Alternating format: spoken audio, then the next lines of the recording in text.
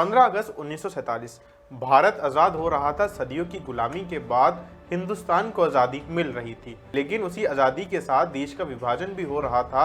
एक तरफ नया भारत बन रहा था और दूसरी तरफ पाकिस्तान। लाखों लोग अपना घर छोड़ रहे थे, हजारों परिवार बिछड़ रहे थे और सांप्रदायिक हिंसा में अनगिनत लोगों की जान जा रही थी। लेकिन इसी दौर में एक ऐसी शख्सियत थी जिसका साफ कहना था कि मुसलमानों का भविष्य भारत से अलग होकर सुरक्षित नहीं होगा। वो चाहते तो पाकिस्तान जा सकते थे, वो चाहते तो मुस्लिम राजनीति का एक बड़ा चेहरा बन सकते थे, लेकिन उन्होंने भारत को चुना। उनका मानना था कि भारत सिर्फ हिंदुओं का देश नहीं है, बल्कि हिंदू, मुस्लिम, सिख, ईसाई और हर भारतीय का देश है। उनका नाम था मौलाना अब्दुल कलाम आज़ाद। एक महान स्वतंत्रता सेनानी, एक विद्वान, एक पत्रकार, एक लेखक, भारतीय राष्ट्रीय कांग्रेस के सबसे कम उम्र के अध्यक्षों में से एक और आज़ाद भारत के पहले शिक्षा मंत्री। लेकिन आखिर मौलाना आज़ाद कौन थे? वो पाकिस्तान के विचार के खिलाफ क्यों थे? उन्होंने भारत के विभाजन को रोकने की कोशिश क्यों की? और आज़ाद भारत की शिक्षा व्यवस्था को मजबूत बनाने में उनका कितना बड़ा योगदान रहा? आज की इस वीडियो में हम जानेंगे मौलाना अब्दुल कलाम आज़ाद की पूरी कहानी, तो वीडियो को आखिर तक ज़रूर देखिएगा। मौलाना आज़ाद का जन्म और बचपन। मौलाना अब्दुल कलाम आज़ाद का जन्म 11 नवंबर 18 को मक्का में हुआ था। उनके पिता का नाम मौलाना खैरुद्दीन था, तो जो एक प्रसिद्ध इस्लामी विद्वान थे। उनकी मां का संबंध एक प्रतिष्ठा, एक परिवार से था। बाद में उनका परिवार भारत आ गया और कोलकाता में बस गया। मौलाना आज़ाद का असली नाम था अब्दुल कलाम गुलाम मोइनुद्दीन, लेकिन आगे चलकर उन्होंने अपना नाम के साथ आज़ाद जोड़ लिया। ये सिर्फ एक नाम नहीं था, ये उनके विचारों की पहचान बन गया। आज़ाद का मतलब था स्वतंत्र। वो बचपन से ही बेहद तेज और पढ़ने लिखने में रुचि रखने वाले व्यक्ति थे। उन्होंने अरबी, फारसी, उर्दू और कई अन्य विषयों का गहरा अध्ययन किया। कम उम्र में ही उन्होंने इतिहास, दर्शन, धर्म, राजनीति और साहित्य में गहरी रुचि होने लगी थी। जहां इस दौर में बहुत से बच्चे सामान्य शिक्षा में व्यस्त थे, वहीं मौलाना आज़ाद बड़े बड़े विचारकों और लेखकों की किताबें पढ़ रहे थे। धीरे धीरे उनकी सोच पारंपरिक दायरे से बाहर निकलने लगी। उन्होंने दुनिया को सिर्फ धर्म के चश्मे से नहीं, बल्कि ज्ञान, राजनीति और इंसानियत के नजरिए से देखना शुरू किया। पत्रकारिता से शुरू हुआ संघर्ष। मौलाना आज़ाद को समझ आ गया था कि अंग्रेज के खिलाफ लड़ाई सिर्फ हथियारों से नहीं लड़ी जा सकती। लोगों की सोच बदलनी होगी, लोगों को जगाना होगा, और इसके लिए उन्होंने पत्रकारिता को अपना हथियार बनाया। 1912 में उन्होंने एक उर्दू साप्ताहिक पत्र शुरू किया, अल हिलाल। अल हिलाल के जरिए मौलाना आज़ाद ने अंग्रेजी शासन के खिलाफ आवाज़ उठाई। उन्होंने भारतीयों से कहा कि गुलामी को अपनी किस्मत मत मानो, आज़ादी के लिए खड़े हो। उनकी लेखनी इतनी प्रभावशाली थी कि अंग्रेज सरकार उनसे परेशान हो गए। अल हिलाल तेजी से लोकप्रिय होने लगा। खासकर मुस्लिम समाज में मौलाना आज़ाद की आवाज़ दूर दूर तक पहुंचने लगी। अंग्रेज सरकार ने इस पत्र पर दबाव बनाना शुरू किया। आखिरकार अल हिलाल को बंद कर दिया गया, लेकिन मौलाना आज़ाद रुके नहीं। उन्होंने एक और पत्रिका शुरू की, अल बलाग। यहाँ से भी अंग्रेजी गुलाम शासन और गुलामी के खिलाफ आवाज़ उठी, लेकिन ब्रिटिश सरकार ने इसे भी बंद करा दिया। इतना ही नहीं, मौलाना आज़ाद को नज़रबंद और प्रतिबंधित भी किया गया। लेकिन शायद अंग्रेज सरकार ये नहीं समझ पाई कि अखबार बंद किया जा सकता है, लेकिन विचार नहीं। आज़ादी की लड़ाई में मौलाना आज़ाद धीरे धीरे भारत के स्वतंत्र आंदोलन के सबसे महत्वपूर्ण नेताओं में शामिल हो गए। उन्होंने महात्मा गांधी के साथ काम किया। वो भारतीय राष्ट्रीय कांग्रेस से जुड़े। उन्होंने असहयोग आंदोलन, खिलाफत आंदोलन और कई राष्ट्रीय आंदोलनों में भाग लिया। मौलाना आज़ाद का मानना था कि भारत की आज़ादी की लड़ाई किसी एक धर्म की लड़ाई नहीं है, ये पूरे भारत की लड़ाई है। उनका कहना था कि अगर हिंदू और मुसलमान आपस में लड़ते रहेंगे तो फायदा अंग्रेजों को होगा। यही कारण था कि मौलाना आज़ाद हिंदू मुस्लिम एकता के सबसे बड़े समर्थकों में से एक बन गए। उन्होंने कई मौके पर मुस्लिम समाज से कहा कि भारत उनकी भी मातृभूमि है, भारत के इतिहास में मुसलमानों का भी योगदान है और भारत के भविष्य को छोड़कर कहीं और जाना समाधान नहीं। कांग्रेस के अध्यक्ष बने मौलाना आज़ाद। मौलाना आज़ाद भारतीय राष्ट्रीय कांग्रेस के एक महत्वपूर्ण नेता बन चुके थे। 1923 में वो कांग्रेस के अध्यक्ष चुने गए। उस समय उनकी उम्र लगभग 35 वर्ष थी। वह कांग्रेस के सबसे कम उम्र के अध्यक्षों में गिने जाते थे, लेकिन उनका सबसे महत्वपूर्ण दौर बाद में आया।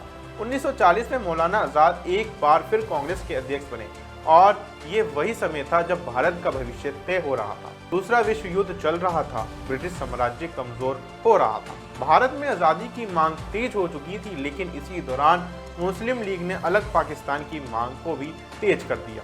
मोहम्मद अली जिन्ना के विचारों के बीच बड़ा अंतर दिखाई देने लगा। जिन्ना और पाकिस्तान के विचार का विरोध। मोहम्मद अली जिन्ना का कहना था कि हिंदू और मुसलमान वो अलग अलग राष्ट्र हैं, इसलिए मुसलमानों के लिए अलग देश पाकिस्तान बनाना जाना चाहिए। लेकिन मौलाना आजाद इस विचार से सहमत नहीं थे। उनका मानना था कि सदियों से हिंदू और मुसलमान भारत में साथ रह रहे हैं। भारत की संस्कृति, भारत का इतिहास, भारत की भाषा, भारत का संगीत, भारत का खाना, भारत की राजनीति सब एक दूसरे से जुड़े हुए हैं। फिर अचानक भारत को धर्म के आधार पर कैसे बांटा जा सकता है? मौलाना आजाद ने कहा था कि भारतीय मुसलमानों की पहचान सिर्फ धर्म से तय नहीं होती, उनकी पहचान भारत की मिट्टी से भी जुड़ी हुई है। उन्होंने मुस्लिम लीग की राजनीति का विरोध किया। उनका मानना था कि पाकिस्तान बनने के बाद भी सभी मुसलमान पाकिस्तान नहीं जा सकते, क्योंकि उस समय करोड़ों मुसलमान भारत के अलग अलग हिस्सों में रहते थे। तो सवाल था कि अगर पाकिस्तान बन भी जाए तो भारत में रहने वाले मुसलमानों का क्या होगा? मौलाना आजाद को डर था कि विभाजन से नफरत और हिंसा बढ़ेगी, और इतिहास ने दुर्भाग्य से यही दिखाया। मुसलमानों ने भारत के निर्माण में योगदान दिया है। मौलाना आजाद का एक बड़ा तर्क ये था कि भारतीय मुसलमान किसी बाहर से आए हुए अस्थायी समुदाय की तरह नहीं है। सदियों से मुसलमान भारत के इतिहास और समाज का हिस्सा हैं। उन्होंने भारत की राजनीति, कला, संगीत, भाषा, वास्तुकला और संस्कृति में योगदान दिया है। इसलिए मौलाना आजाद कहते थे कि भारत को सिर्फ धर्म के आधार पर बांटना इतिहास और भविष्य दोनों के साथ अन्याय होगा। उनकी सोच थी, हमारी धार्मिक पहचान अलग हो सकती है, लेकिन हमारी राष्ट्रीय पहचान भारतीय है। यही विचार उन्हें जिन्ना की राजनीति से अलग करता था। भारत का विभाजन और मौलाना आजाद 1947 आया, यानी भारत आजाद होने वाला था, लेकिन देश का विभाजन भी लगभग तय हो चुका था। मौलाना आजाद ने विभाजन को रोकने की कोशिश की। उन्होंने कांग्रेस के भीतर भी अपने विचार रखे, लेकिन हालात ऐसे बन चुके थे कि विभाजन को रोकना बेहद मुश्किल हो गया। 14 अगस्त 1947 को पाकिस्तान बना और 15 अगस्त 1947 को भारत आज़ाद हुआ। लेकिन आज़ादी के साथ ही देश ने भयानक हिंसा देखी। लाखों लोगों को अपना घर छोड़ना पड़ा। हिंदू और सिख पाकिस्तान से भारत आए और बहुत से मुसलमान भारत से पाकिस्तान चले गए। लेकिन मौलाना आज़ाद भारत में ही रहे। उन्होंने पाकिस्तान जाने का फैसला नहीं किया। क्यों? क्योंकि उनका मानना था कि भारत उनका देश है। उन्होंने भारत को नहीं छोड़ा और भारतीय मुसलमानों से भी कहा कि डरने की जरूरत नहीं है, वो भारत के नागरिक है। भारत उनका भी उतना ही देश है जितना किसी और का। आज़ाद भारत के पहले शिक्षा मंत्री। भारत आज़ाद हुआ, अब असली चुनौती शुरू हुई। एक नया देश बना था, लोगों को शिक्षित करना था, संस्थाएं बनानी थी, और इसी समय पंडित जवाहरलाल नेहरू की सरकार में मौलाना अब्दुल कलाम आज़ाद को भारत का पहला शिक्षा मंत्री बनाया गया। उन्होंने 1947 से 1958 तक इस जिम्मेदारी को संभाला। ये भारत के भविष्य को बनाने का दौर था। मौलाना आज़ाद मानते थे कि किसी भी देश की असली ताकत उसकी सेना या इमारतों में नहीं, बल्कि उसके शिक्षित नागरिकों में होती है। उन्होंने शिक्षा के क्षेत्र में कई महत्वपूर्ण कदम उठाए।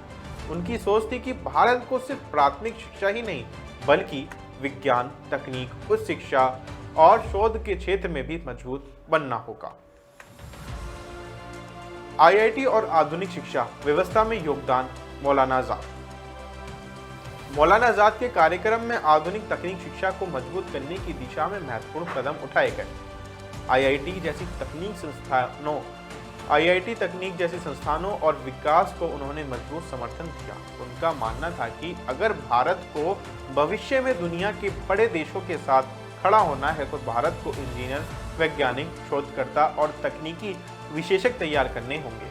आज भारत के आईआईटी संस्थानों को दुनिया के प्रतिष्ठित तकनीकी संस्थानों में गिना जाता है। भारत की आधुनिक उच्च शिक्षा की नींव रखने वालों में मौलाना आज़ाद की भूमिका बेहद महत्वपूर्ण मानी जाती है। उन्होंने सिर्फ बड़े संस्थान बनाने की बात नहीं की, उन्होंने आम लोगों तक शिक्षा पहुंचाने पर भी जोर दिया, खासकर लड़कियों की शिक्षा पर। उनका मानना था कि जब तक देश की महिलाएं शिक्षित नहीं होंगी तब तक देश पूरी तरह विकसित नहीं हो सकता। साहित्य, कला और संस्कृति। मौलाना आज़ाद सिर्फ राजनेता नहीं थे, वो साहित्य और संस्कृति की भी गहरी समझ रखते थे। उन्होंने भारत की सांस्कृतिक संस्थानों के विकास को भी समर्थन दिया। उनका मानना था कि एक मजबूत राष्ट्र सिर्फ आर्थिक रूप से मजबूत नहीं होता, उसकी कला, उसका संगीत, उसकी भाषा, उसका साहित्य और उसकी संस्कृति भी मजबूत होनी चाहिए। इसलिए उनके कार्यकाल में राष्ट्रीय स्तर पर सांस्कृतिक और साहित्यिक संस्थानों के विकास को प्रोत्साहन मिला। उनका दृष्टिकोण बहुत व्यापक था। वो चाहते थे कि भारत आधुनिक भी बने और अपनी सांस्कृतिक पहचान को भी बचाए रखे। मौलाना आज़ाद एक बड़े इस्लामी विद्वान थे। उन्होंने कुरान की व्याख्या पर भी महत्वपूर्ण काम किया, लेकिन उनकी सबसे बड़ी खासियत ये थे कि वो धार्मिक विद्वान होने के बावजूद सांप्रदायिक राजनीति के समर्थक नहीं थे। उनका मानना था कि धर्म इंसान को बेहतर बनाना चाहिए, ना कि इंसान को दूसरे इंसान का दुश्मन। उन्होंने हमेशा कहा कि भारत की ताकत उसकी विविधता है। यहाँ अलग अलग धर्म हैं, अलग अलग भाषाएं हैं, अलग अलग संस्कृतियां हैं, लेकिन यही विविधता भारत को कमजोर नहीं बल्कि मजबूत बनाती है। मौलाना आज़ाद की सबसे बड़ी विरासत आज जब हम मौलाना अब्दुल कलाम आज़ाद को याद करते हैं तो हम सिर्फ एक स्वतंत्रता सेनानी नहीं दिखाई देते, हमें एक ऐसे नेता दिखाई देते हैं जिसने ज्ञान को महत्व दिया, जिसने आज़ादी के लिए संघर्ष किया, जिसने अंग्रेजों के सामने झुकने से इनकार किया, जिसने पत्रकारिता को हथियार बनाया, जिसने हिंदू मुस्लिम एकता की बात की, जिसने देश के विभाजन का विरोध किया और उसने आज़ाद भारत की शिक्षा व्यवस्था को मजबूत बनाने में महत्वपूर्ण भूमिका निभाई। उनकी विरासत सिर्फ इतिहास की किताबों तक सीमित नहीं है। आज भारत में शिक्षित, तकनीकी संस्थान, उच्च शिक्षा और राष्ट्रीय एकता पर होने वाली चर्चा में मौलाना आज़ाद का योगदान हमेशा याद किया जाएगा। क्या मौलाना आज़ाद ने यही सोचा था? यह सवाल आज भी इतिहास में पूछा जाता है। अगर भारत का विभाजन नहीं होता तो क्या होता? अगर हिंदू और मुसलमान एक ही देश में साथ रहते तो क्या इतिहास अलग होता?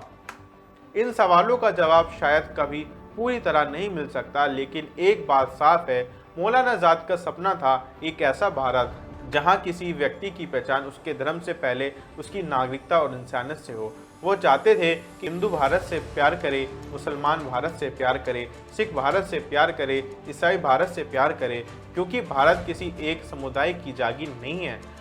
भारत उन सभी लोगों का है जिनकी जड़ें इस मिट्टी से जुड़ी है। मौलाना आज़ाद की मौत 22 फरवरी 1958 को मौलाना अब्दुल कलाम आज़ाद का निधन हो गया, लेकिन उनका विचार आज भी जिंदा है। उनके निधन के बाद भारत ने एक महान स्वतंत्रता सेनानी, एक महान विद्वान और एक दूरदर्शी नेता को खो दिया, लेकिन उन्होंने भारत को जो दिया वो आने वाली पीढ़ियां तक याद रखा जाएगा। 1952 में भारत सरकार ने उन्हें मरणोपरांत देश का सर्वोच्च नागरिक सम्मान भारत रत्न प्रदान किया। आज उनके जन्मदिन 11 नवंबर को भारत में राष्ट्रीय शिक्षा दिवस के रूप में मनाया जाता है। ये सिर्फ एक महान व्यक्ति का याद करने का दिन नहीं, बल्कि उस विचार को याद करने का दिन है कि किसी भी देश का भविष्य उसकी शिक्षा से बनता है। तो दोस्तों, मौलाना अब्दुल कलाम आज़ाद की कहानी सिर्फ एक नेता की कहानी नहीं, ये कहानी है ज्ञान की, संघर्ष की, आज़ादी की, एकता की और भारत को धर्म के नाम पर टूटने से बचाने की कोशिश की। उन्होंने अंग्रेजों के खिलाफ लड़ाई लड़ी, जेल और प्रतिबंधों का सामना किया, अपनी कलम से लोगों को जगाया, भारत के विभाजन का विरोध किया और जब देश आज़ाद हुआ तो नई पीढ़ी को शिक्षित करने का जिम्मा संभाला। शायद इसलिए मौलाना आज़ाद को समझने के लिए सिर्फ उनका नाम जानना काफ़ी नहीं, हमें उनके विचारों को समझना होगा। उन्होंने हमें सिखाया कि देश की ताकत नफरत में नहीं, ज्ञान में है। देश की ताकत धर्म की दीवारों में नहीं बल्कि एकता में है। और सबसे बड़ी ताकत आज़ादी सिर्फ देश को अंग्रेज़ों से मुक्त कराना नहीं, बल्कि लोगों के दिमाग को अज्ञानता और नफरत से भी आज़ाद कराना है। आप मौलाना अब्दुल कलाम आज़ाद के बारे में क्या सोचते हैं? क्या भारत के विभाजन को रोका जा सकता था?